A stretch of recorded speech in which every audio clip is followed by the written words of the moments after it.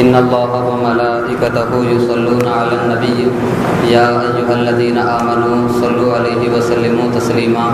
اللہم صل علی سیدنا و مولانا محمد وآلہ وبارک وسلم صلاۃ و سلام علیک یا رسول اللہ صلی اللہ تعالی علیہ وسلم۔ عزیزان گرامی، اس وقت ہم اور آپ اگر عالمی منظرنامے پہ نظر ڈالیں تو مسلمان بہت بڑی تعداد میں ملیں گے۔ اس وقت مسلمان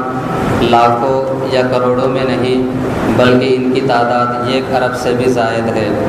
اور جس قوم کے پاس اتنی بڑی تعداد ہو اس قوم کو ہر میدان میں آگے ہونا چاہیے۔ جس قوم کے پاس اتنی بڑی طاقت ہو اس قوم کو انتہائی طاقتور اور انتہائی مضبوط ہونا چاہیے۔ جس قوم کے پاس اتنی بڑی طاقت ہو اس قوم کے لیے ضروری ہے کہ وہ دنیا کے ہر میدان میں آگے رہنے کے ساتھ ساتھ دنیا کی ہر قوم پہ غالب بھی رہے اور پوری دنیا پہ حاوی بھی رہے۔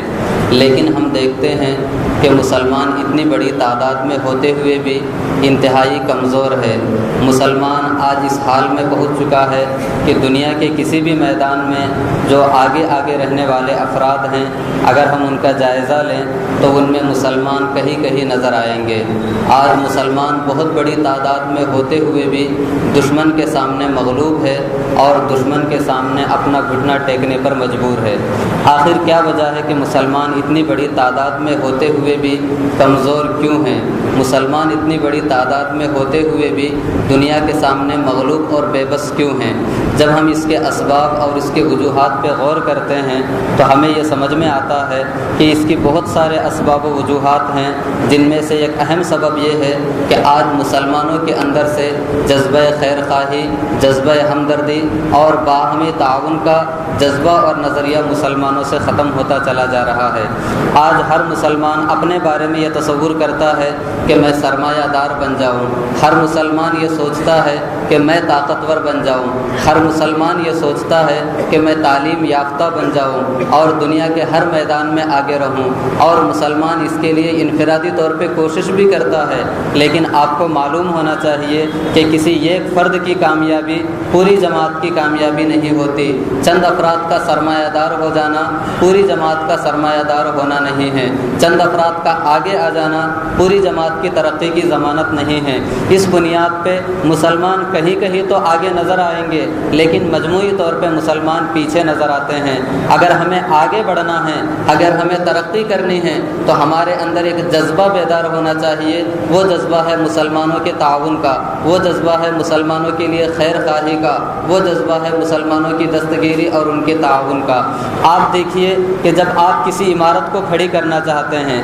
کوئی بلڈنگ بنانا چاہتے ہیں تو آپ کے لیے کچھ چیزیں درکار ہوتی ہیں۔ آپ اینٹ بھی لاتے ہیں، ریت بھی لاتے ہیں، کنکر بھی لاتے ہیں، چھڑ بھی لاتے ہیں، اور اس کے بعد سب کو علیحدہ اگر رکھ دیا جائے تو آپ کی عمارت کبھی بھی کھڑی نہیں ہو سکتی، بلکہ آپ کی عمارت، آپ کی بلڈنگ اسی وقت مکمل ہوگی جب آپ ریت کو سیمنٹ میں ملائیں گے، سیمنٹ میں کنکر ملائیں گے، کنکر میں پانی ملائیں گے، پھر چھڑوں کے تعاون سے ایک ستون کھڑا کریں گے، پھر ستون کے بازو میں دیوار بنائیں گے اور آپ اپنی بنیادوں کو مستحکم کریں گے، اپنی چھت بنائیں گے، دیوار پہ نقش و نگار بنائیں گے، تب جا کر کے آپ کی ایک عمارت تیار ہوگی۔ اور اس عمارت کے اندر اتنی طاقت ہوگی کہ اگر طوفان بھی آ جائے تو وہ عمارت سلامت رہتی ہے، بارش بھی ہو جائے تو بنیاد کھوکھلی نہیں ہوتی، ہوائیں چلے تب بھی اس کی دیواریں نہیں ٹوٹتی، کتنی بھی دھوپ پڑ جائے لیکن اندر کے رہنے والے کبھی دھوپ کی وجہ سے پریشان نہیں ہوتے۔ آخر اس عمارت کے اندر جو قوت آئی ہے،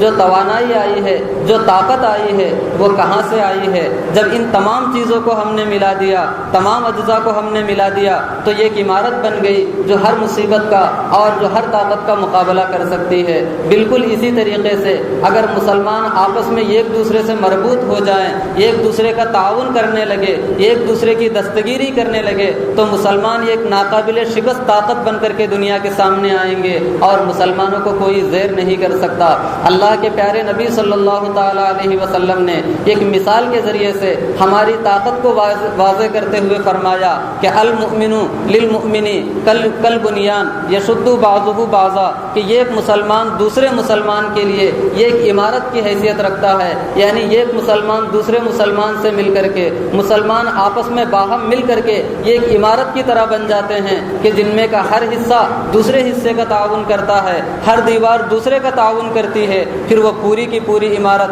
دشمن کے سامنے اور کسی بھی طاقت کے سامنے کبھی سرنگو نہیں ہوتی، بلکہ ہمیشہ مضبوط اور مستحکم رہتی ہے۔ آج ہم اپنے اندر اس جذبے کو بیدار کریں کہ ہمیں ہر مسلمان بھائی کا تعاون کرنا ہے، ہر مسلمان بھائی کی مدد کرنا ہے، اور اس بات کو یاد رکھے کہ کسی مسلمان کی مدد کرنا کوئی معمولی کام نہیں ہے، کوئی معمولی نیکی نہیں ہے۔ اللہ کے نبی صلی اللہ علیہ وسلم نے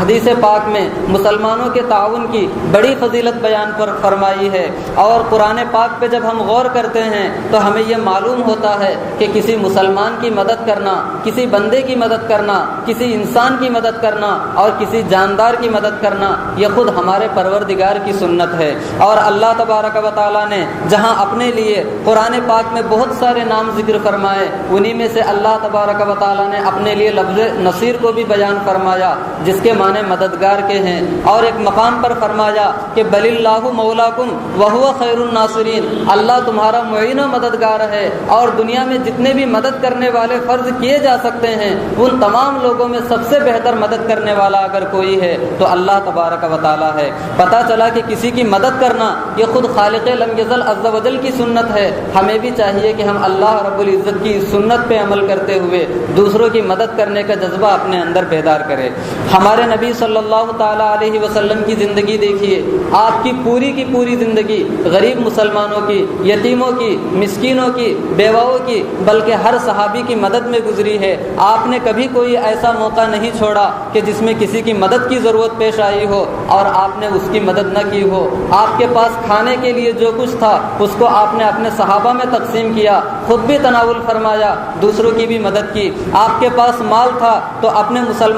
مسلمانوں میں تقسیم کیا اور آپ نے ان کی مدد فرمائی، اور سارے دنیا کے مسلمانوں کو اس بات کا درس دیا کہ کسی بھی مسلمان کا تعاون کرنا یہ اللہ کے نبی صلی اللہ علیہ وسلم کی سنت ہے۔ قرآن پاک میں ایک واقعہ ہے حضرت موسیٰ علیہ السلام کا کہ حضرت موسیٰ علیہ السلام ایک جگہ سے گزر رہے تھے، دو افراد آپس میں لڑ رہے تھے، ایک فرد تو وہ تھا جو ان کا چاہنے والا تھا اور دوسرا شخص وہ تھا جو ان کے دین پر نہیں تھا۔ تو جو ان کا چاہنے والا تھا، جو ان کے دین پر تھا، اس نے حضرت موسیٰ علیہ السلام سے مدد طلب کی۔ قرآن کہتا ہے، سورہ قصص کی آیت ہے، فاستغاثہ الذی من شیعتہ علی الذی من عدوہ، جو حضرت موسیٰ علیہ السلام کے دین پہ تھا اس شخص نے حضرت موسیٰ سے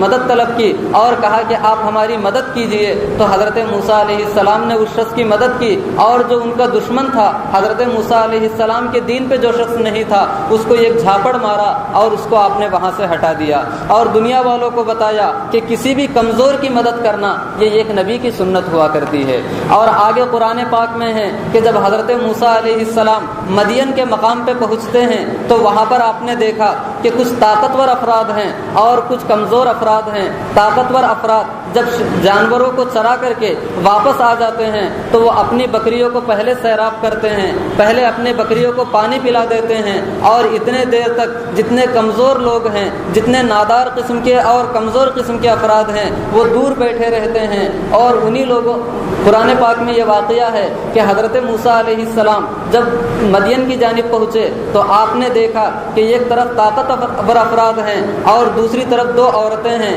دو بچیاں ہیں، اور وہ کنارے بیٹھی ہوئی ہے۔ آپ نے ان بچیوں کے پاس جا کے پوچھا کہ آخر تم یہاں کیوں بیٹھی ہوئی ہو؟ تو ان لوگوں نے کہا کہ ہم لوگ انتہائی کمزور ہیں اور یہ طاقتور جب تک اپنے بکریوں کو سیراب نہیں کر دیتے ہیں تب تک ہم ان کے پاس نہیں جا سکتے، اس لیے کہ یہ طاقتور ہیں اور ہم کمزور ہیں۔ تو حضرت موسیٰ علیہ السلام نے ان کی دونوں بکریوں کو پانی پلایا اور ان دونوں عورتوں کی آپ نے مدد فرمائی، اور وہ دونوں بچیاں جو تھی حضرت شعیب علیہ السلام کی بیٹیاں تھی، جب خلاف معمول دونوں بیٹیاں حضرت شعیب علیہ السلام کے پاس پہنچتی ہے تو حضرت شعیب علیہ السلام نے پوچھا کہ آخر کیا وجہ ہے کہ آج تم پہلے آ گئی، حالانکہ ہمارا ہمیشہ کا تمہارا معمول تھا کہ تم روزانہ تاخیر سے آیا کرتی تھی۔ تو ان لوگوں نے بتایا کہ آج یہ ایک نیک انسان نے، ایک صالح انسان نے، ایک شریف انسان نے ہماری مدد کی۔ حضرت شعیب علیہ السلام نے حضرت موسیٰ علیہ السلام کو طلب کیا اور اپنی ایک بیٹی کا نکاح حضرت موسیٰ علیہ السلام سے کر دیا۔ اور اللہ تبارک و تعالیٰ نے اس واقعے کے ذریعے سے ہم لوگوں کو یہ ذہن دیا کہ جب بھی کوئی مسلمان کسی دوسرے مسلمان کی مدد کرتا ہے تو آخرت میں جو اسے اجر و ثواب ملے گا وہ تو ملے گا ہی، لیکن اللہ تبارک و تعالیٰ ایسے معین و مددگار بندوں کو دنیا ہی میں ان کا اجر عطا فرما دیتا ہے اور ان کا صلہ عطا فرما دیتا ہے۔ تو اس طریقے سے قرآن پاک میں اللہ تبارک و تعالیٰ نے متعدد واقعات کے ذریعے سے ہماری توجہ کو اس بات کو مبذول کرایا کہ ہمیں کسی بھی مسلمان بھائی کی مدد کے سلسلے میں کوئی کوتاہی نہیں کرنی چاہیے۔ اب آئیے قرآن پاک سے ہم حدیث پاک کی طرف رجوع کرتے ہیں۔ اللہ کے نبی صلی اللہ تعالیٰ علیہ وسلم نے مسلمان بھائی کے مدد کے حوالے سے ارشاد فرمایا کہ من فرج عن امتی کربۃ من کرب الدنیا فرج اللہ عنہ کربۃ من کرب یوم القیامہ، کہ جو کوئی میرا امتی کسی دوسرے مسلمان بھائی کی دنیا کی ایک تکلیف کو دور کر دیتا ہے تو اللہ تبارک و تعالیٰ قیامت کے دن اس مسلمان مددگار کی ایک تکلیف کو دور فرما دیتا ہے۔ آپ اندازہ لگائیے کہ دنیا کی جو مصیبت ہوتی ہے، دنیا کی جو تکلیف ہوتی ہے وہ انتہائی معمولی ہوتی ہے۔ کسی کو پانی کی ضرورت ہے، کسی کو پیسے کی ضرورت ہے، کسی کے راستے سے کوئی تکلیف دہ چیز ہٹانے کی ضرورت ہے، کسی کو کسی منزل تک پہنچانے کی ضرورت ہے۔ یہ ساری کی ساری ضرورتیں انتہائی محدود اور معمولی ہیں، لیکن اللہ کے نبی فرماتے ہیں کہ تم دنیا میں کسی مسلمان کی ایک معمولی سی تکلیف کو دور کر دو تو اللہ رب العزت تمہیں اس کا یہ صلہ عطا فرمائے گا کہ قیامت کا وہ دن جو 1000 برس کا ہوگا، قیامت کا وہ دن جو 50,000 برس کے مساوی ہوگا، قیامت کا وہ دن جس میں سورج سوا نیزے کے فاصلے پر ہوگا، قیامت کا وہ دن جس میں ہر انسان نفسی نفسی کے عالم میں ہوگا، قیامت کا وہ دن جس میں پیاس کی وجہ سے زبان نکل کر باہر آ رہی ہوگی، قیامت کا وہ دن کہ جس میں زمین تانبے کی ہوگی اور زمین پہ پیر رکھنے کی کسی کے اندر ہمت نہیں ہوگی، جہاں پہ نہ کسی کی مدد کے لیے باپ حاضر ہوگا، نہ ماں حاضر ہوگی، نہ بھائی ہوگا، نہ بہن ہوگی، کائنات میں جہاں پہ کوئی مدد کرنے والا نہ ہوگا، وہاں پہ قیامت میں اگر کوئی چیز ہماری مدد کی ضمانت لے سکتی ہے، کوئی چیز ہمارے کام آ سکتی ہے تو وہ یہ ہے کہ اگر ہم نے دنیا میں کسی مسلمان بھائی کی تکلیف کو دور کیا ہے تو اللہ تبارک و تعالیٰ اس تکلیف کو دور کرنے کی عوض میں قیامت کی تکلیفوں میں سے ایک تکلیف کو ہمارے درمیان سے ختم فرما دے گا۔ تو آپ اندازہ لگائیے کہ کتنی بڑی چیز ہے۔ اور آگے حدیث پاک میں ارشاد فرمایا گیا کہ من ستر مسلمن فی الدنیا سترہ اللہ علیہ یوم القیامت، جو کوئی دنیا میں کسی مسلمان بھائی کے عیب کو چھپا دیتا ہے، اس کے ناقابل بیان گناہ کو چھپا دیتا ہے تو اللہ تبارک و تعالیٰ قیامت کے دن ایسے بندے کو تمام لوگوں کے سامنے رسوا ہونے سے محفوظ کر دیتا ہے۔ آج ہمیں دوسروں کے وجوب اچھالنے میں بہت زیادہ مزہ آتا ہے، ارے یہ تو ویسا ہے، یہ تو ویسا ہے، نہ جانے کتنی غیبتیں کرتے ہیں، کتنے چھپے ہوئے وجوب کو ہم دوسروں کے سامنے برملا بیان کرتے ہیں۔ لیکن اللہ کے نبی فرماتے ہیں کہ اگر تم دنیا میں ایک مسلمان بھائی کے ایک عیب کو چھپا دو گے تو اللہ رب العزت قیامت کے دن برسر عام تمام خلائق کے سامنے رسوا ہونے سے محفوظ فرما دے گا۔ اور آگے ارشاد فرمایا کہ واللہ فی عون العبد ما دام العبد فی عون اخی، جب تک ایک مسلمان بھائی اپنے دوسرے مسلمان بھائی کی مدد کر رہا ہوتا ہے تو خالق لم یزل عز وجل اس مددگار مسلمان بھائی کی مدد میں لگا ہوا ہوتا ہے۔ آج ہم بہت سارے کام کرتے ہیں، کام پہ جاتے ہیں اور یہ کہتے ہیں کہ آج ہمیں کام نہیں ملا، آج ہمیں مزدوری نہیں ملی، آج ہم نے کام کی بہت کوشش کی لیکن کوئی ہمارے کام میں تعاون کرنے والا نہیں تھا، کوئی ہاتھ بٹانے والا نہیں تھا، کوئی معین و مددگار نہیں تھا۔ یہ شکوہ ہم ضرور کرتے ہیں، لیکن کبھی آپ نے سوچا کہ جب ہم کسی مسلمان بھائی کی مدد نہیں کرتے تو بھلا کوئی مسلمان ہماری مدد کیسے کرے گا؟ لیکن اگر ہم کسی مسلمان کی مدد کر دے تو اللہ یہ نہیں فرماتا، تو ایسا نہیں کہ صرف بندے ہی ہماری مدد کریں گے بلکہ ہم بندوں کی مدد کریں گے تو بندوں کے ساتھ ساتھ خود خالق لم یزل عز وجل ہماری مدد فرمائے گا۔ اور جس کی اللہ مدد فرما دے، قرآن کہتا ہے کہ کہ ان ینصرکم اللہ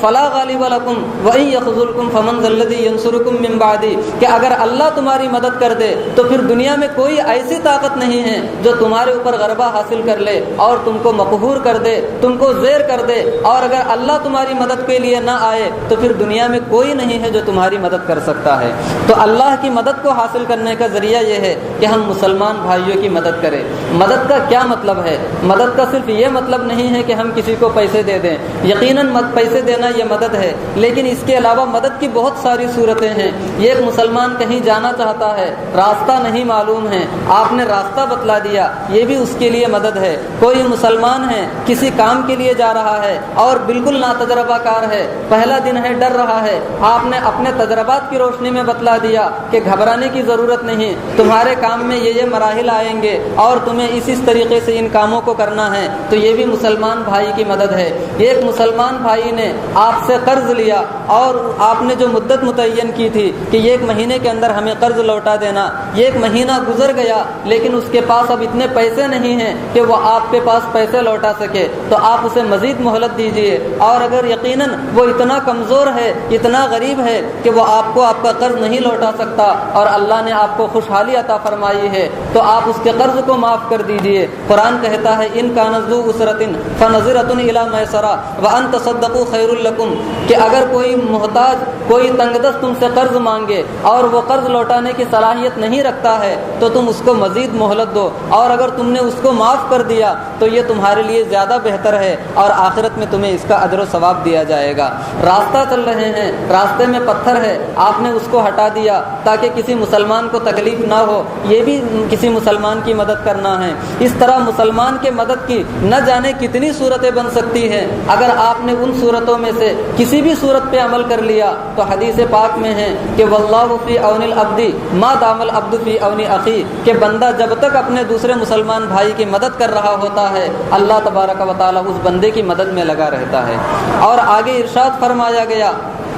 کہ جس کسی نے اپنے مسلمان بھائی سے تکلیف کو دور کر دیا، کہ جس نے کسی مسلمان بھائی کی تکلیف کو دور کر دی، تو حدیث پاک میں ہے کہ صرف اللہ النار عن وجہہ یوم القیامہ، کہ قیامت کے دن جب جہنم کی آگ اس بندے کو جلانے کے لیے آئے گی تو اللہ تبارک و تعالی دنیا میں مسلمان بھائی کی مدد کرنے کی وجہ سے جہنم کی آگ کو اس سے چہرے سے پھیر دے گا۔ یعنی قیامت کی آگ تو ہمیں جلانے کے لیے آئے گی، اس موقع پہ اگر کوئی چیز ہمیں جہنم سے بچا سکتی ہے تو حدیث پاک میں ہے کہ مسلمان بھائی کی اگر تم نے مدد کی ہے تو اس مدد کے بدلے میں اللہ تبارک و تعالی قیامت کے دن جہنم کی آگ کو تمہارے چہرے سے دور فرما دے گا۔ اس طریقے سے نہ جانے کتنی حدیثیں ہیں۔ یہ ایک حدیث پاک میں ہے کہ جب کوئی مسلمان بندہ کسی پریشانی میں مبتلا ہو اور وہ یہ چاہ رہا ہو کہ کوئی اس کی مدد کے لیے آئے، کوئی مسلمان بندہ ایسی پریشانی میں گھرا ہوا ہے جس میں اس کی آبرو ریزی ہو رہی ہے، اس کی عزت پامال ہو رہی ہے، اس کا وقار مجروح ہو رہا ہے،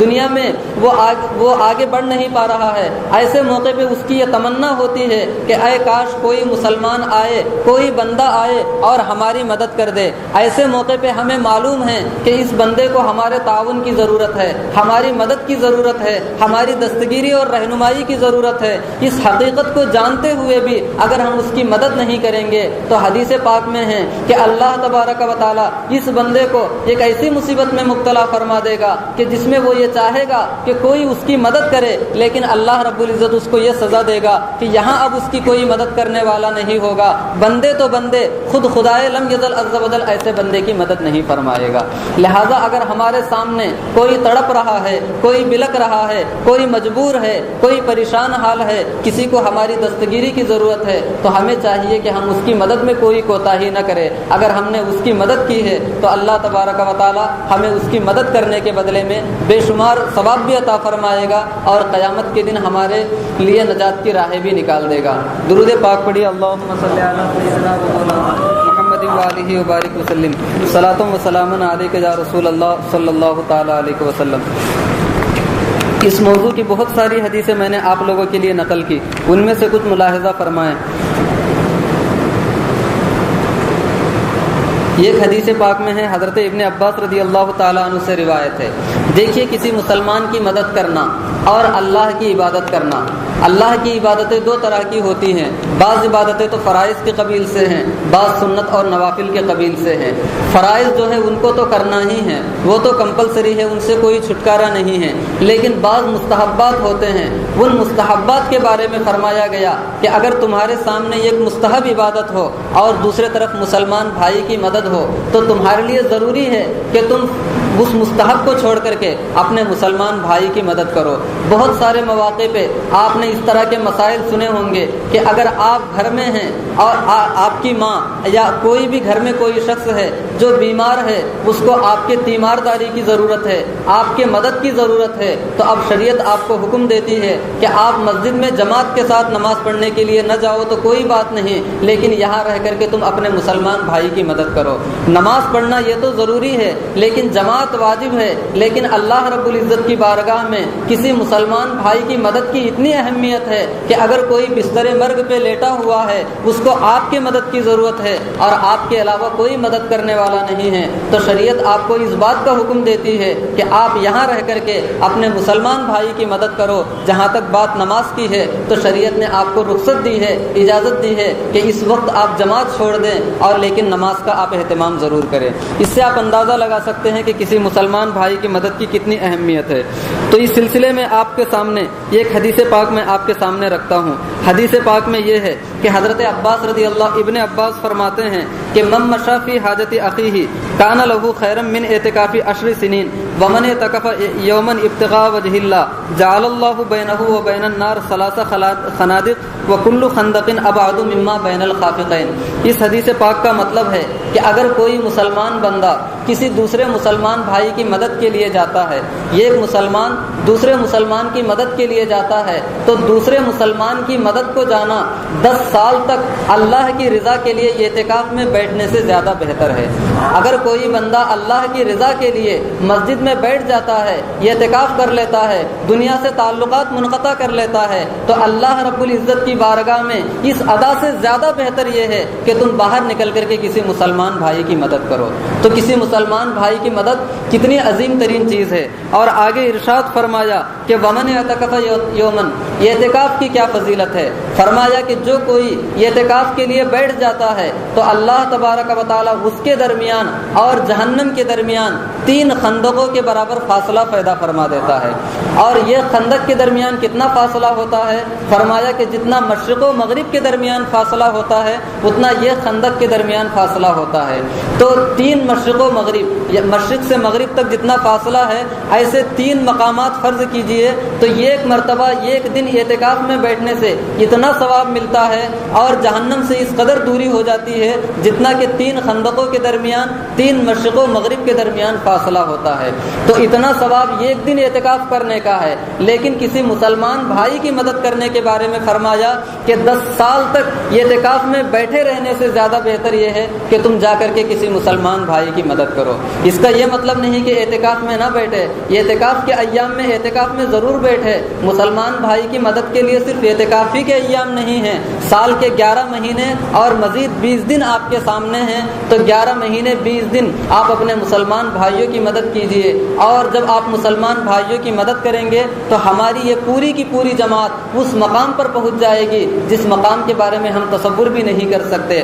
آج ہم اپنے بچوں کو پڑھائیں تو ہمارے پورے بچے تعلیم یافتہ ہوں گے۔ اگر ہم آج اپنے بچوں کو پڑھاتے ہیں تو ہمارے بچے تعلیم یافتہ ہونے کے بعد اچھے پوسٹ پر ہوں گے۔ اگر ہم اپنے بچوں کو پڑھاتے ہیں تو ہماری پوری کی پوری جماعت ترقی کرے گی اور ہم سرمایہ کار ہوں گے، کسی کے محتاج نہیں رہیں گے، کسی کے سامنے ہاتھ پھیلانے کی ضرورت نہیں پیش آئے گی، اور ہمارے ملک ہندوستان میں بلکہ پوری دنیا میں سارے لوگ ہمیں قدر کی نگاہ سے دیکھیں گے۔ ہماری دنیا بھی کامیاب رہے گی، ہماری آخرت بھی کامیاب رہے گی۔ لیکن آج حال یہ ہے کہ ہم صرف اپنی کامیابی سوچتے ہیں، اپنا فائدہ سوچتے ہیں۔ ایک شخص فائدہ حاصل کر لے رہا ہے، ایک شخص ترقی کر رہا ہے، دوسرے لوگ وہیں کے وہیں رہ جاتے ہیں۔ نتیجہ یہ ہوتا ہے کہ آج ہم پورے اعتبار سے پچھڑ چکے ہیں، پیچھے رہ چکے ہیں اور ترقی کی دنیا میں ہمارا کوئی مقام نہیں ہے۔ تو آج کے آخری جمعے میں ہم اس بات کا عہد کریں کہ ہم ہر مسلمان بھائی کی مدد کو اپنے لیے لازم سمجھیں گے، اور ہم سے جو کچھ ہو سکے گا ہم اپنے مسلمان بھائی کی تعمیر کے لیے، ترقی کے لیے، پیش رفت کے لیے، آگے بڑھنے کے لیے اس کا تعاون کریں گے۔ تعلیمی معاملے میں